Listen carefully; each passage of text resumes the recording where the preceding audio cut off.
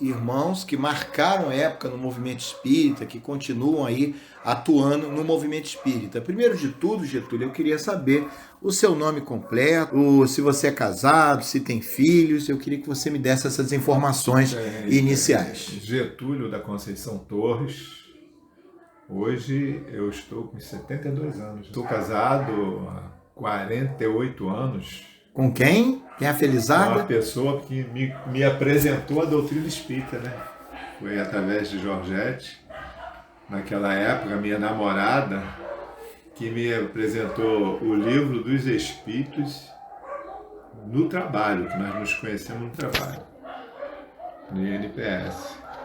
E eu li o livro dos Espíritos, e ali eu não sei se eu ia casar com Georgette ou com a doutrina espírita, porque eu me identifiquei assim demais com aquelas questões, aquelas perguntas de Kardec. Quanto mais eu lia e avançava na leitura, né, que foi a primeira leitura do livro, mas eu queria chegar no final para responder, curiosamente, as perguntas provavelmente eu faria, que eu queria encontrar a resposta. Perfeito. Isso em 1973.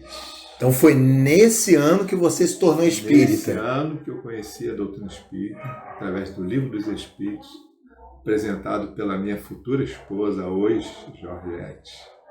Que benção, né? Que benção. E qual foi a sua primeira experiência no trabalho espírita, Getúlio?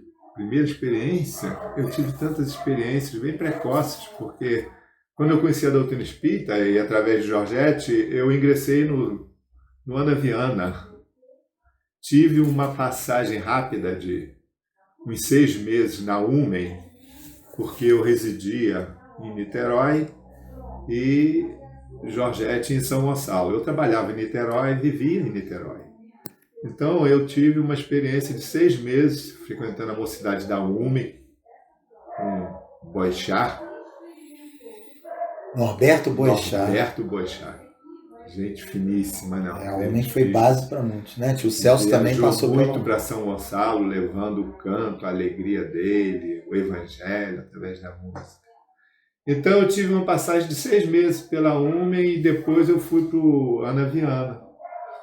E no Ana Viana, já lendo os livros espíritas, a doutrina, a codificação principalmente, né? Participando de reuniões públicas, eu já comecei a ingressar, foi automático, né? Porque na mocidade, a mocidade era dinâmica, tinha encontros de mocidade de São Gonçalo todo ano, tinha encontro das mocidades das casas, entre as casas espíritas. Então a gente está sempre envolvido em tarefa. A Dil Chaves foi assim, Nossa. foi um pai do João, né? Foi um norteador assim de caminho para mim e para os jovens contemporâneos lá da minha época. Foi assim um orientador bem seguro. Inclusive teve um episódio interessante. Eu subi na escadaria lá do Sobradinho, do Ana Viana, quando funcionava lá no centro de São Gonçalo? No centro de São Gonçalo, Avenida 18 Forte, 196, onde hoje funciona a Casa Bahia. Uhum. Eu subi na escadaria, a Dil Chaves me perguntou assim: você está aqui por causa da doutrina ou por causa da Georgette? Aí eu disse, eu estou aqui por causa da Georgette, porque ela me trouxe para a doutrina. Mas conhecedor da doutrina, acho que eu vou casar com as duas. Ainda falei isso para ele. Aí ele falou assim, vou te dar um conselho.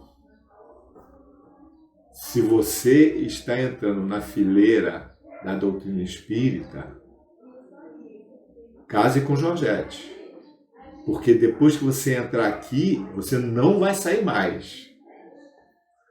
Se você sentir essa doutrina, com certeza você vai ter que casar com as duas. Ele brincou comigo assim. Que benção. A Dil Chaves. A Dil Chaves. Eu tenho Dil Chaves hoje na minha memória. É da FEERJ. Nas minhas orações.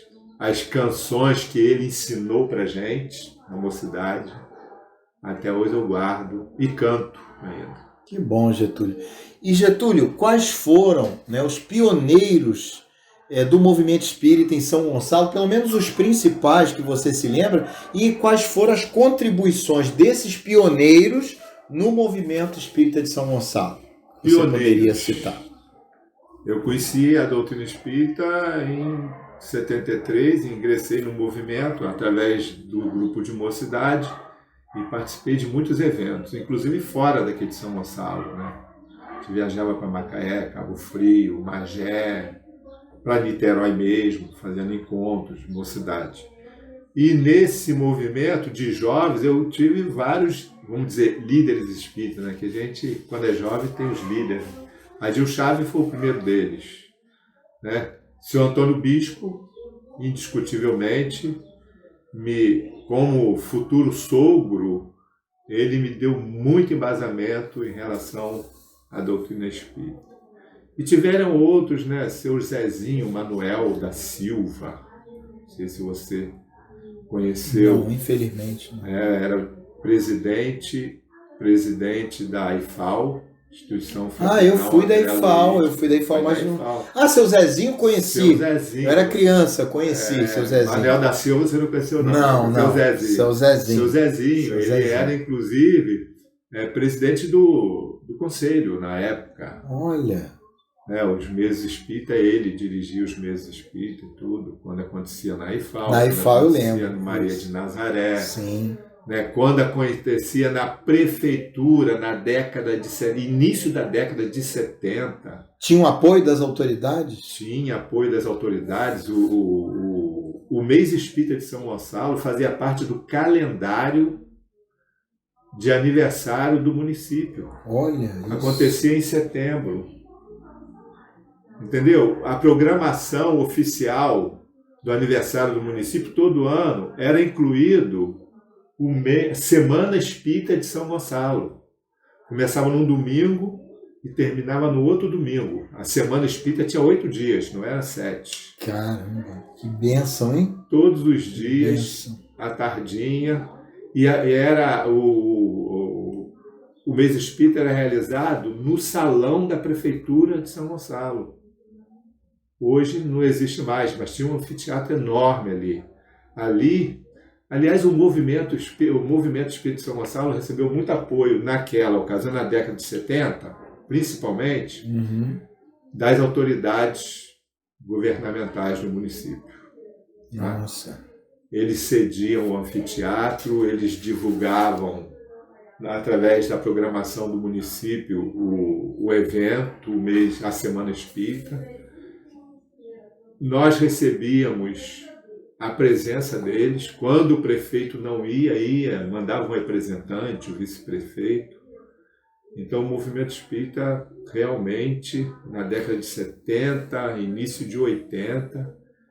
E esses pioneiros que você acabou de citar, eles contribuíram para essa divulgação junto ali às autoridades, né? Junto às autoridades, junto às instituições públicas do município, mesmo os eventos, por exemplo, feiras comunitárias, eventos da prefeitura, eles incluíam lá no serviço de alto-falante a divulgação do evento espírita.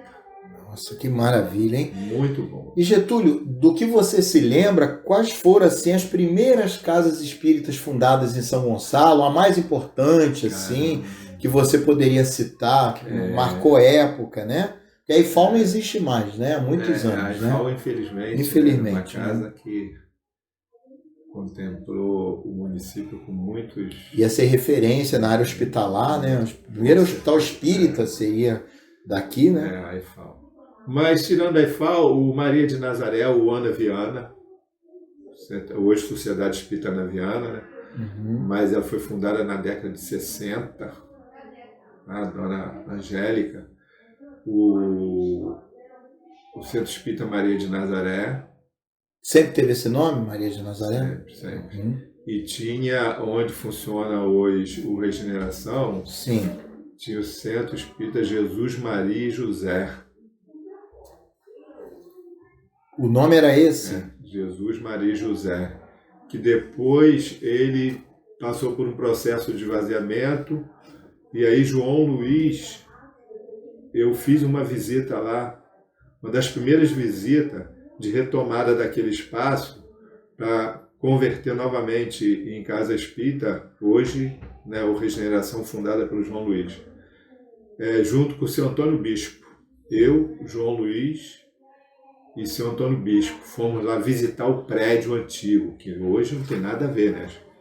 A construção hoje é outra. Uhum. Mas um prédio antigo de forração de madeira, não tinha laje, era uma casa antiga, assoalho. E foi quando o João Luiz assumiu aquele espaço ali, e dali para frente ele, com recursos dele, dos espíritas, construiu o Regeneração, o Centro Espírita Regeneração. Mas são as casas, tem o Caminho Flammarion, que é bem antiga também, fica lá no Pacheco. Do César, né? Que o do César César. à frente, né? E o Meimei. Meimei também, né? Uma casa antiga, né? Benção. Mas no tempo de... Quando eu conheci a doutrina espírita, na década de 70, início da década, as casas que participavam ativamente do movimento eram Ana Viana, Maria de Nazaré, Aifal e União Marítima, também, que é uma casa antiga. A Unesmar, né? A Unesmar é bem antiga também. Bem antiga, né? E Getúlio, nas suas andanças, aí os movimentos vão surgindo. Vem as semanas espíritas, né? Que eram realizadas lá no Lavorão, né? E também depois na IFAL, né? Passou a mês espírita. Isso. Que também a IFAL também abraçou essa tarefa, né? Com certeza. Eu queria saber de você, quando é que surgiu a ideia do encontro da fraternidade, que passou a fazer parte das comemorações do mês espírita de São Gonçalo. Como é que foi essa história? Foi no final da década de 90, ano 2000, 2001, por aí. Foi através do próprio Conselho Espírita. Naquele tempo, a gente tinha o Barbosa, lembra do Barbosa? Saudoso, né? Tio Zé para os íntimos, né? O José Barbosa. José Barbosa. Aquele esqueci o nome, lá do Bezerro de Menezes. Sei, Carlos. O César. César, guerreiro. O César. Saudoso César. Então, Barbosa, o César, o Celso Brégua. Tinha o Celso. A gente começou a fazer o Encontro da Fraternidade só com uma palestra.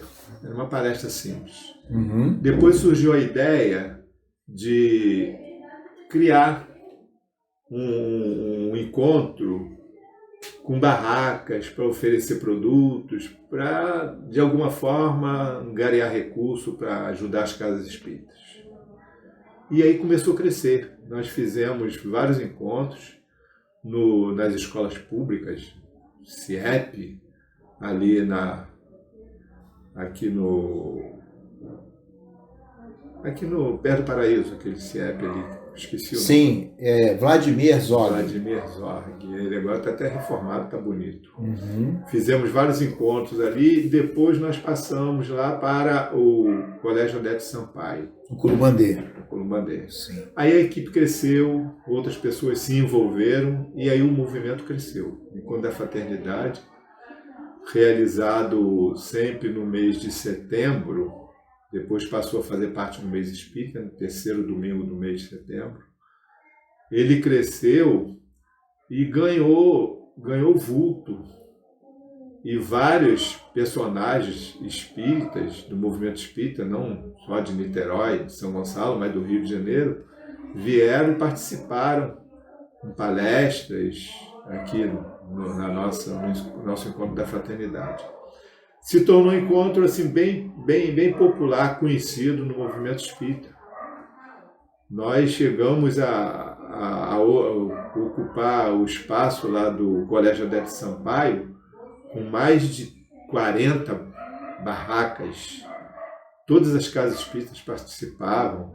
Então tinha evento de música, tinha peça teatral. Cada ano tinha alguma coisa assim, diferente para apresentar para os espíritas. Tinha barracas de comida, barracas de livro, de CDs, tinha a barraca da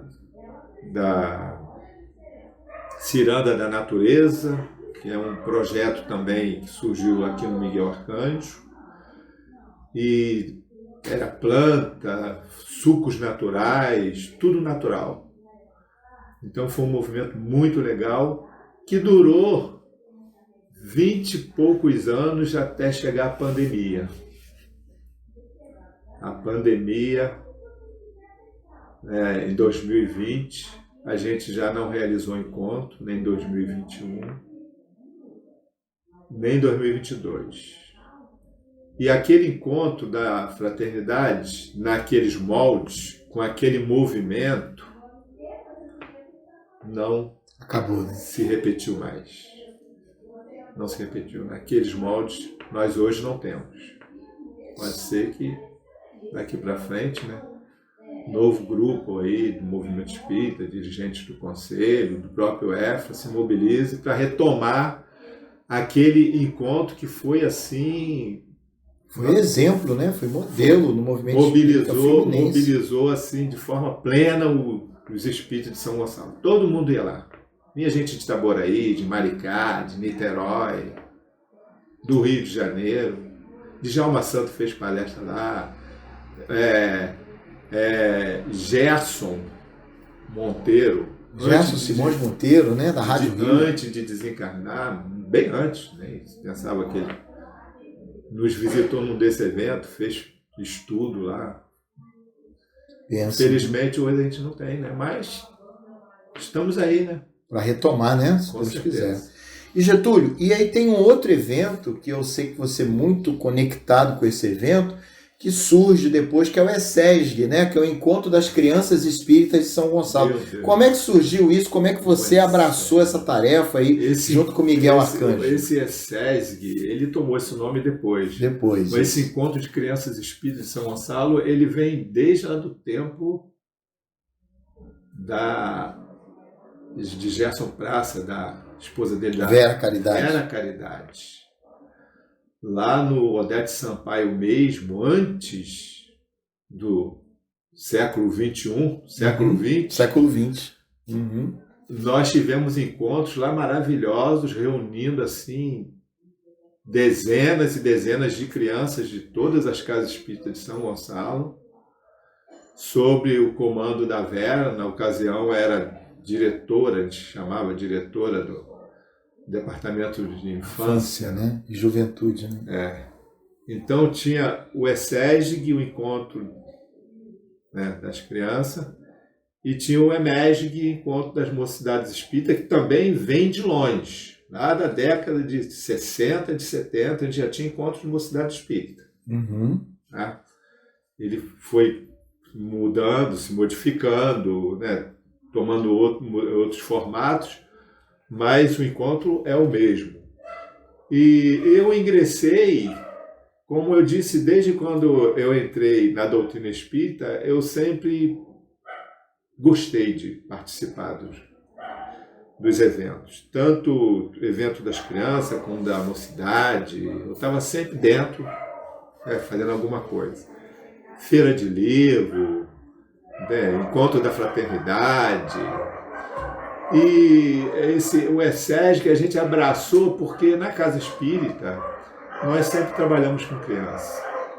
Tá? Desde lá do Georgette, a minha esposa, quando a conheci, ela era evangelizadora no Ana Viana, lá no início da década de 70.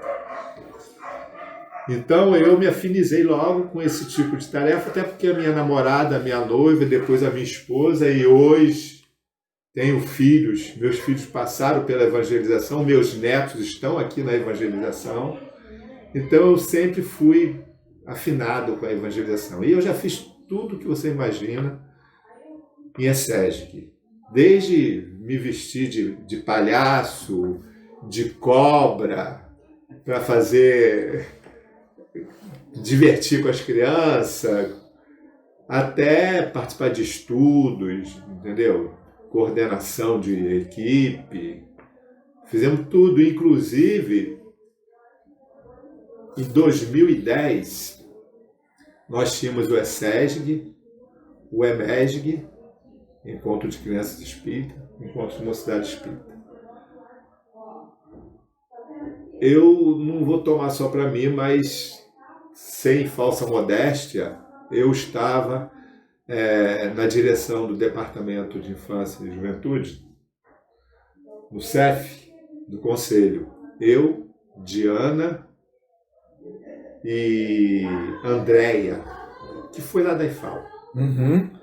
Então, nós, num dos encontros nossos, organizando ESESG, EMESG, que a gente, naquele tempo, não tinha o Dylan do EMESG, não sei quem. Exatamente. A gente trabalhava junto. Eram os 3 coordenadores do CEF trabalhando os 2 eventos, até então, que depois virou 3, porque nós criamos o encontro dos idosos, o CEIESG. CEIESG. Então, eu conversando com ela, disse, que tal a gente criar um encontro dos idosos, percebendo que a pessoa idosa na casa espírita, ela começa a perder espaço e se afasta muitas vezes da casa e do movimento. Então foi uma tentativa de resgatar aqueles idosos que já não estavam indo mais na casa espírita. Aí nós criamos o CEIESG, o EIESG, Encontro de Idosos Espíritas de São Gonçalo. Foi pioneiro, e nós fizemos o primeiro, aconteceu num colégio público ali em São Miguel. Do lado do cemitério ali, do lado do cemitério. Sim, eu lembro. Gonzaguinha. Gonzaguinha. Colégio Gonzaguinha. E foi muito legal, cara. Naquele encontro, nós fizemos uma palestra, tá?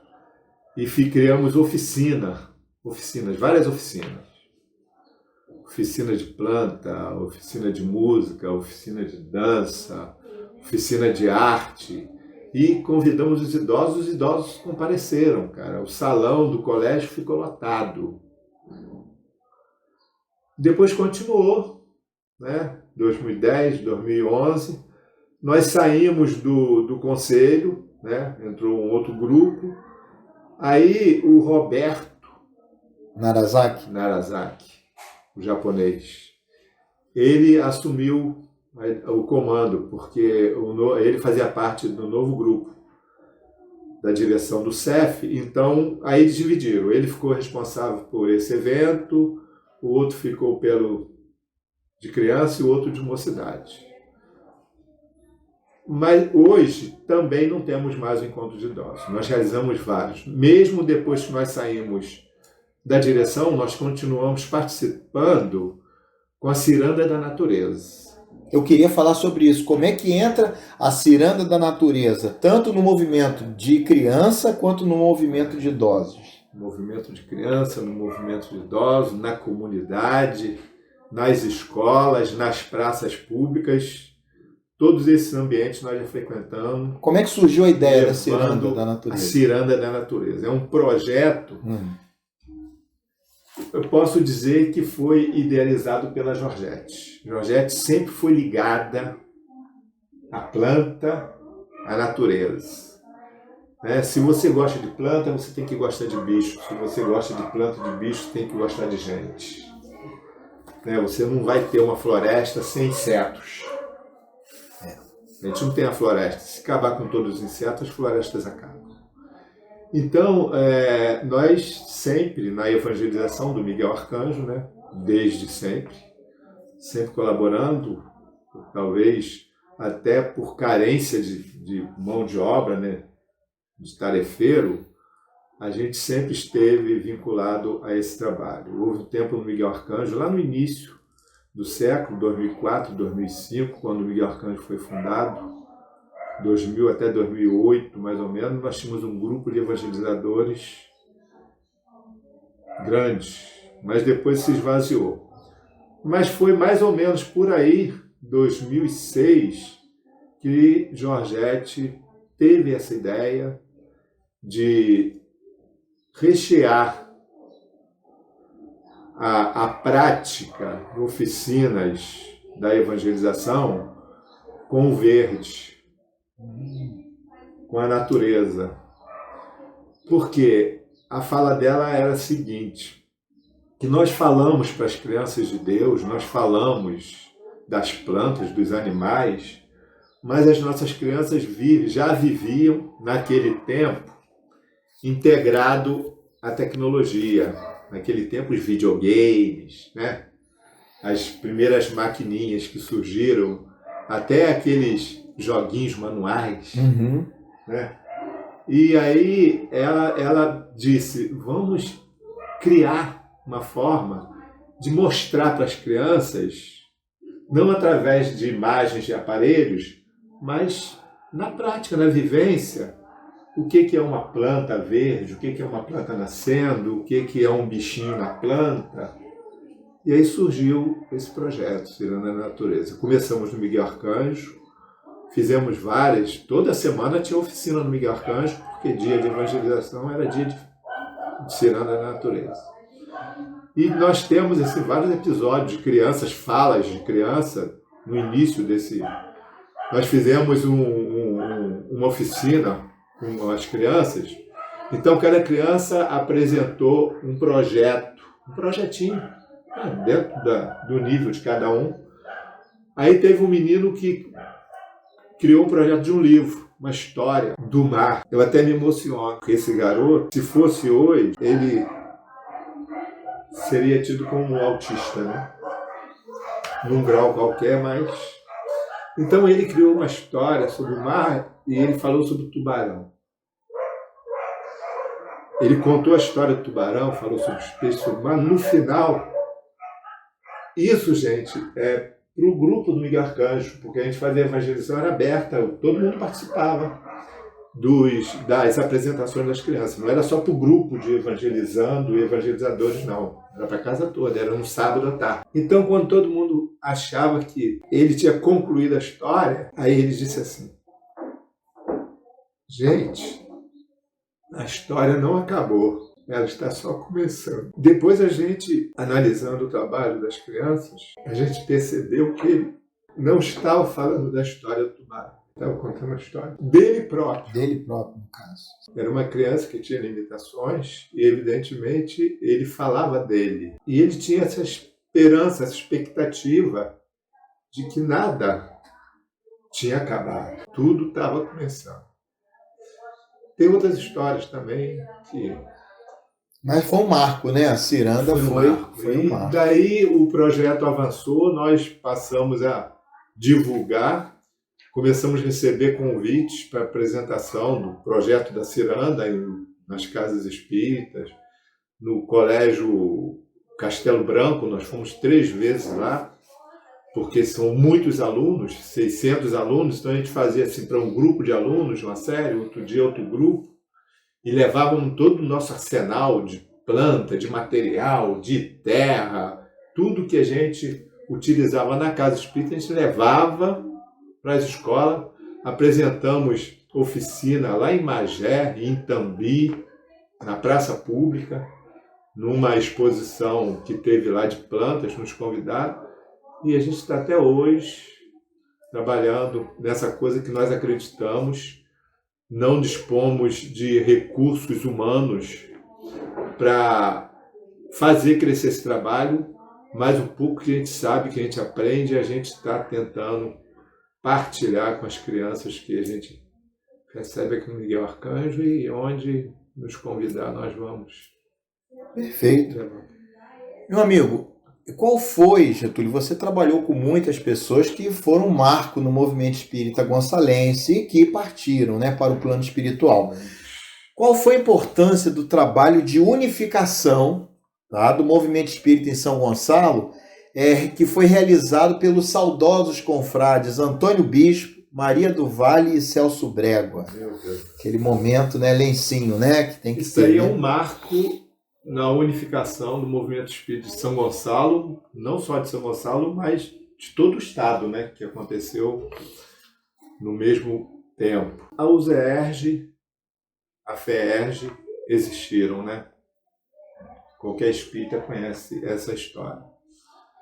Existia uma separação, infelizmente, aqui em São Gonçalo, entre os adeptos da USERJ e da FEERJ.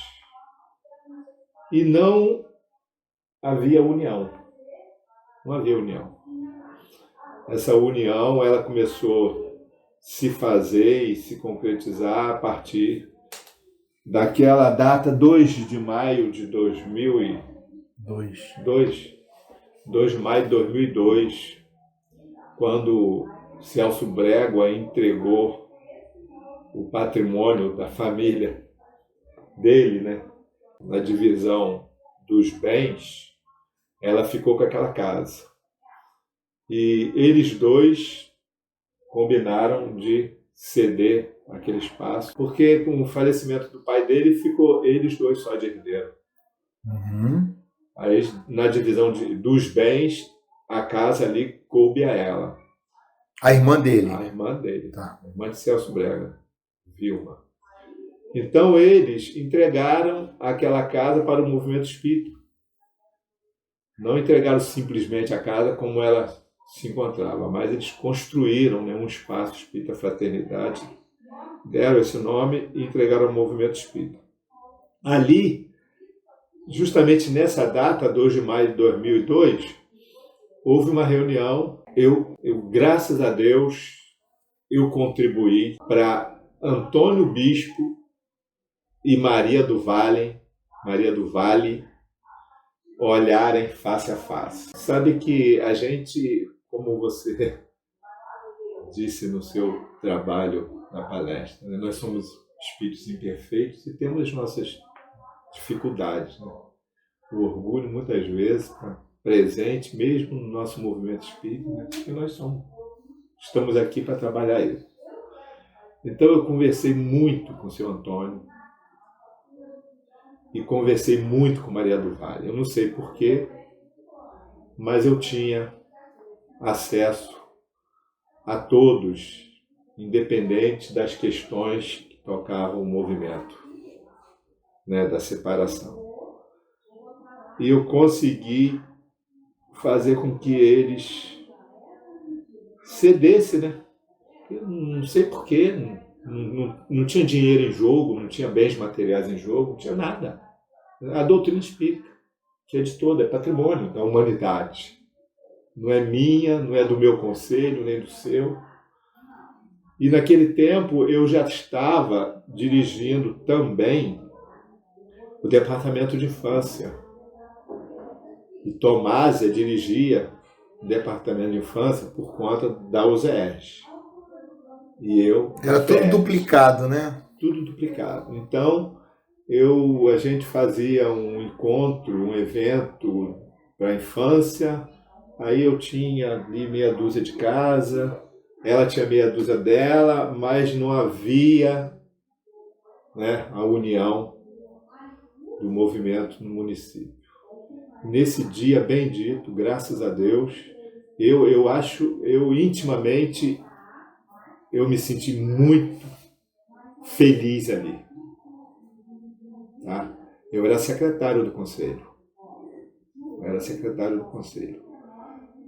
Ver Maria do Vale e Antônio Bispo abraçados foi assim, uma perspectiva de um futuro resplandecedor para o movimento.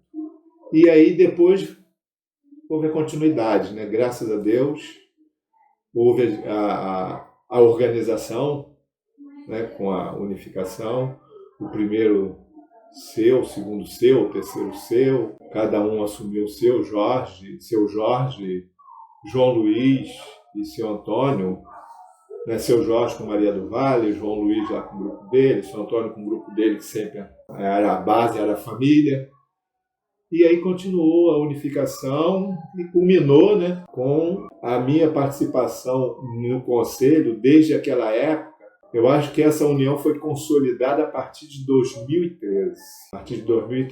Que aí os grupos diretores do Conselho 37º Seu, como que fecharam, entendeu? Dentro desse propósito, e formou um movimento espírita forte em São Gonçalo, 2013 até 2021, até a pandemia. A pandemia é o limite da chegada. Depois da pandemia, a gente está construindo, está tentando construir. Mas até 2020, o Conselho, o Movimento Espírita de São Gonçalo era pleno de atividade, de envolvimento, feira de livro, encontro da fraternidade, ele se consolidou e se fortaleceu. Tudo que se fazia se fortaleceu nessa fase. E graças a Deus eu participei, né, porque eu fiquei de 2013 até 2020 nesse segundo mandato, né? Porque antes, lá, 2004, do ano 2000, eu já participava do conselho, já fui secretário do conselho. E Getúlio, a gente já está finalizando, né? Como o movimento espírita em São Gonçalo, ele tem evoluído após a pandemia, né? Com toda essa questão pós-pandemia, com essa tecnologia dos tempos modernos, né? E quais são os desafios atuais enfrentados pelas instituições espíritas de São Gonçalo? Ele, depois da pandemia, ele tem caminhado devagar. Depois da pandemia, houve um esvaziamento de tarefeiro no Conselho. O Conselho hoje, aliás, está terminando o mandato no final desse ano. Vai haver eleição agora, a partir de outubro, para a nova diretoria do Conselho. Mas o Conselho ficou amputado, vamos dizer assim. Tá? Temos um dirigente, coordenador da infância, temos da unificação, temos um agora da comunicação, que entrou há um ano atrás, mas eles estão administrando o movimento espírita, tentando construir alguma coisa com pouca gente, pouco recurso humano. E aí vocês sabem que fica difícil, né? Esse tempo áureo do Conselho, do movimento espírita que eu acabei de relatar aqui, nós contávamos com um grupo numeroso de colaboradores. A gente tinha o luxo de formar comissões, né? Comissão disso, comissão daquilo. Hoje, se a gente pensar em formar, não tem nem a comissão do Conselho. Vamos ver se agora, a partir de dezembro, se o Conselho consegue se reestruturar. Aí você está falando da questão macro do movimento espírita pelo Conselho. E o micro, que é a célula máter, que são as casas espíritas. Quais são os desafios que elas têm enfrentado pós-pandemia? Já que você é presidente de uma delas. Resgatar aqueles trabalhadores de antes, ou novos trabalhadores. O visitante da casa espírita, hoje, ele vem em busca de alguma coisa para si próprio. Tá? Ele vem enfermo, ele vem com problemas familiares, ele vem com dificuldades, às vezes até materiais, buscar na casa espírita o remédio. Se ele recebe, ele se sente curado e não volta mais. Dependendo de como ele seja acolhido, ele poderá continuar a busca do tratamento ou poderá não retornar mais. Então, aquela pessoa que vem à casa espírita buscando conhecimento, curiosa em conhecer a doutrina espírita, é muito raro.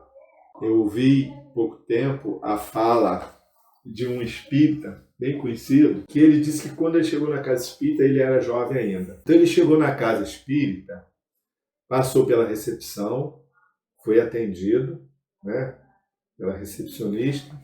Aí ele entrou, assistiu a palestra e foi embora. Aí na outra semana ele voltou à casa espírita. Passou pela recepção, botou o nomezinho dele no caderno, entrou, assistiu o estudo novamente e foi embora. Ele disse que ele fez isso algumas vezes. Teve um dia que ele chegou e perguntou o que ele podia fazer na casa espírita. Aí alguém perguntou a ele, mas o senhor tem algum dom, sabe fazer alguma coisa? Aí ele disse, não, eu sou músico. Aí, imediatamente, ele foi encaminhado para a pessoa responsável por essa área de arte. Ele disse que na semana seguinte ele já estava dirigindo o grupo de música lá, trabalhando. Porque isso é muito raro, entende? Aquele indivíduo que vem à casa espírita com esse desejo de aprender e de trabalhar. A maioria é muito enfermo da alma e muito carente de tudo. E dentro dessa questão, você citou, né, era um jovem, um rapaz? Ele hoje ele já é um senhor, Sim, mas ele era jovem. Sim. Então, aí vamos entrar na juventude, antes da gente fazer a nossa última pergunta. Como é que você está vendo hoje essa questão da juventude no movimento espírita de São Gonçalo? A juventude precisou, né? Você já foi jovem, vocês já foram jovens. A gente sempre precisa de um líder, de alguém que nos sustente, por mais vontade que se tenha, por mais conhecimento, por mais saber que se reúna na juventude, a gente sempre precisa de apoio. E em São Gonçalo, hoje, reunir os jovens está difícil, pelas circunstâncias que eu já coloquei aqui.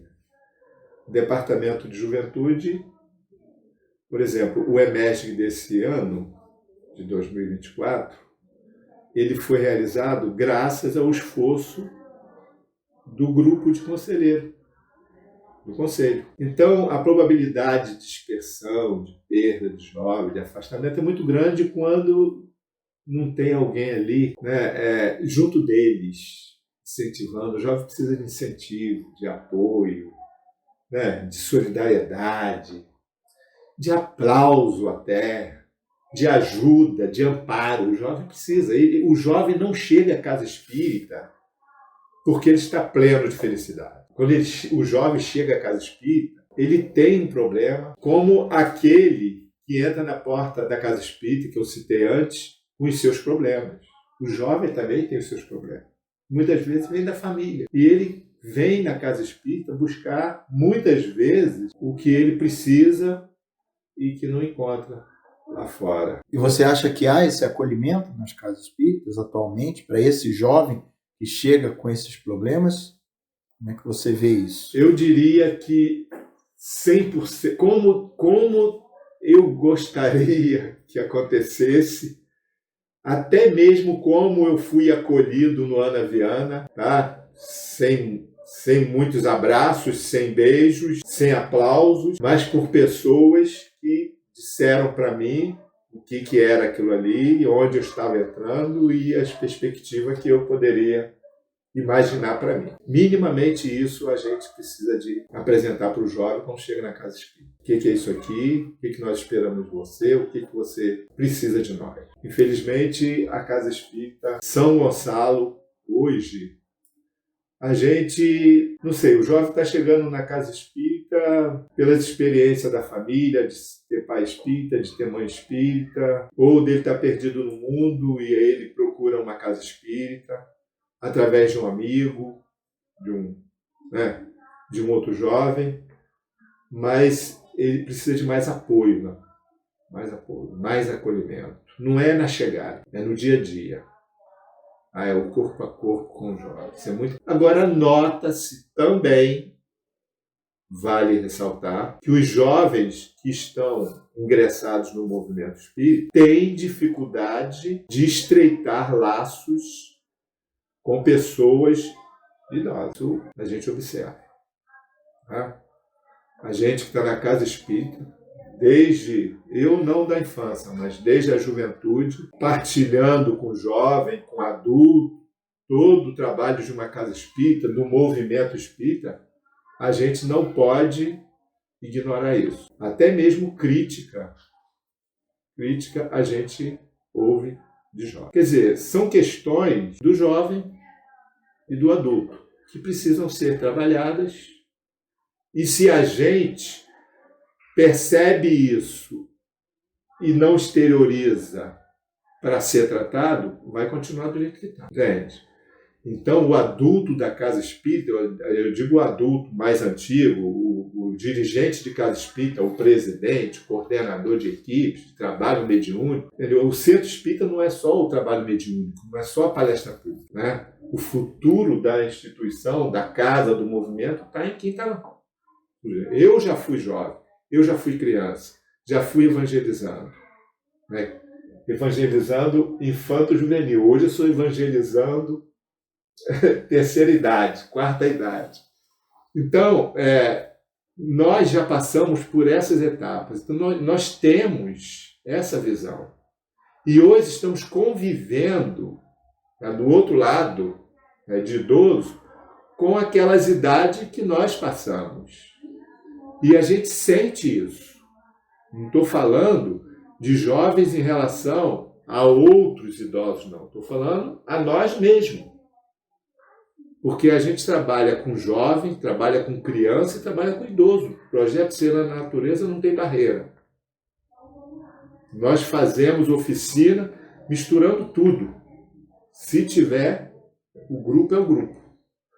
E um compartilha com o outro, colabora com o outro, um ajuda o outro. Se a criança é pequena demais, o adulto ajuda. Se o adulto já está idoso demais, o jovem está ali amparando, entendeu? Então não tem isso. Então, essas ferramentas de convivência permitem essa percepção.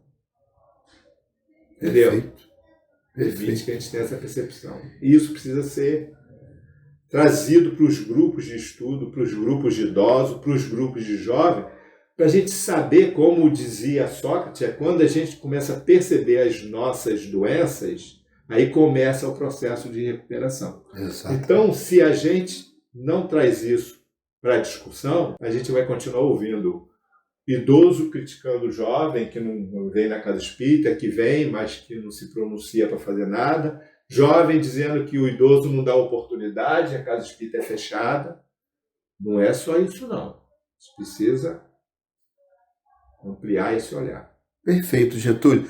E qual a sua mensagem final aí para as atuais gerações e os futuros trabalhadores espíritas, meu querido amigo? Poxa, mensagem de coragem, de fé e de perseverança. Que a gente entre na doutrina não como se entra em mais uma escola, mas a gente entra numa nova vida. Porque o que nós aprendemos aqui enquanto encarnados, trazido por essa doutrina consoladora, tem hora que eu penso que mérito que nós temos para saber de tanta coisa, desvendar tanto conhecimento, se nem os homens graduados de ciência ainda sabem, e nós já estamos sabendo. Então, que essas crianças sejam acolhidas nas casas espíritas, mas que os acolhedores tenham essa visão do que eles têm para passar para essas crianças. Que os jovens sejam acolhidos, mas abraçados e oferecidos a eles oportunidades. Assessorado dentro de um clima de fraternidade e de amor. Só assim eles seguirão em frente. E que a casa espírita não esteja fechada, né, para ninguém. Porque nós temos a madureza, né, a voz da experiência, o conhecimento. Um idoso, muitas vezes, sentadinho num canto, ele transmite o conhecimento que ele tem, a experiência que ele tem num gesto. Quem sabe interpretar, vai acatar. Essa é a nossa mensagem. Esperança de um futuro melhor para toda a humanidade, dentro de tudo que o Cristo reservou para nós, através dessa doutrina. Nós agradecemos o nosso querido amigo e irmão Getúlio Torres, do Centro Espírita Miguel Arcanjo, por essa entrevista para o projeto Pioneiros do Movimento Espírita de São Gonçalo. Te agradece, vamos nos despedindo aqui nessa gravação. Que Jesus nos abençoe.